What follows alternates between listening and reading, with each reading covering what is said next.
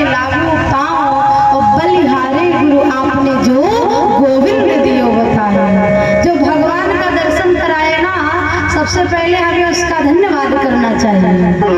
और वाणी की देवी अगर हमारे यहाँ कंठ में स्वर हो ना हो, हमारी सरस्वती जी विराजमान ना हो, तो हम किस देवता का आवाहन करेंगे। बुद्धि बहुत ज्यादा हो और बोलने की शैली ना हो तब भी बेकार ही है। और अगर बोलने की शैली है, बुद्धि नहीं है, फिर भी बेकार है। इसलिए बोलने की शैली और बुद्धि दोनों का होना हमारे जीवन में बहुत आवश्यक है। इसलिए बाबा जी ने कहा वाणी की देवी सरस्वती वंदे वाणी विनायको। सबसे पहले सरस्वती जी की वंदना किया, उसके बाद में गणेश जी की वंदना किया। दूसरे श्लोक में बाबा जी ने वंदना किया है भवानी शंकरो वंदे श्रद्धा विश्वास रूपिणो याभ्याम विना न पश्यन्ति सिद्धा शांता स्थमेश्वरम।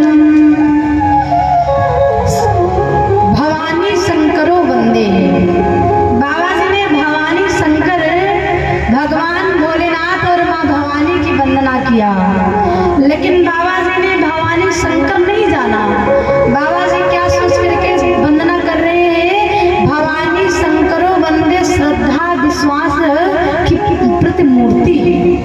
भगवान भोलेनाथ विश्वास है और भवानी माँ भगवती जो है वो श्रद्धा है। और श्रद्धा का जन्म होता है लेकिन विश्वास अजन्मा रहता है। इसलिए बाबा जी ने श्रद्धा विश्वास रूपिणो भगवानी शंकर जी की वंदना करते हुए बाबा जी तीसरे श्लोक में सीताराम गुणाग्राम पुण्य अरण्य बिहारिणो वंदे विशुद्ध विज्ञानो कवीश्वर कपीश्वरो।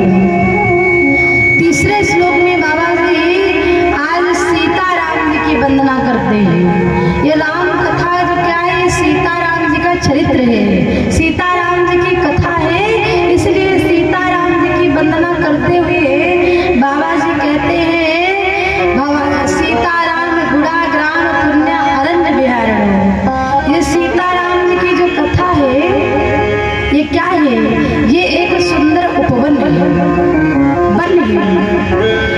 और सीताराम जी के सुंदर वन में हम सभी प्रवेश करने जा रहे हैं। तो इससे पहले देवी देवता का आवाहन करने के बाद में हम किसी श्रेष्ठ की उंगली पकड़ करके चलेंगे।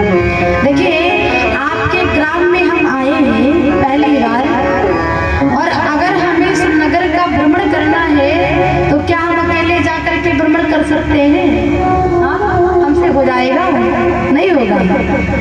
तो हम विचार करेंगे यही, हमारे साथ में जितने भी है कोई नहीं जा सकता, कोई नहीं जा सकता जब तक यहाँ का कोई नहीं जाएगा।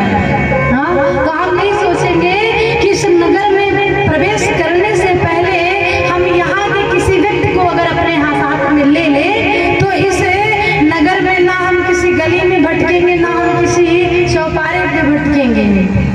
इसलिए